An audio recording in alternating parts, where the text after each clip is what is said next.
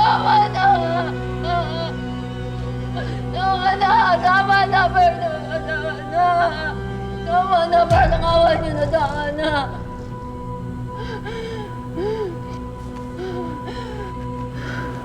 Akala mo may sano kami, ha?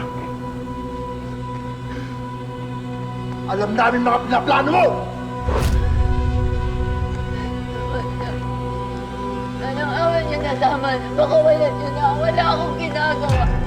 Ano ba pinagsasabi niyo? Wala akong ginagawa! That's what a guilty person will usually say. Nakita ko ang phone mo. Kaya gusto na nakasigurado na hindi mo gagawin ang mga plano mo! Ano, ayos na ba yan? Siguraduhin mong di na ito ang sasakyan ni Lisa, ha? Opo, boss. Berto, tama na! Honestly, sinabi ko kay Matias na baka mali lang ang hinala niya. That's why I need proof. Kaya sabi ko, kapag umalis si Lisa, ibig sabihin tatraidorin niya tayo. It was a test of loyalty. Berto ko. You failed.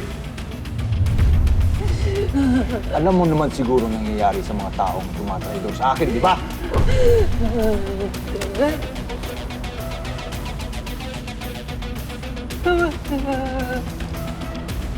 Wala akong ginagawa. Baka wala niyo na ako dito. Para ako na!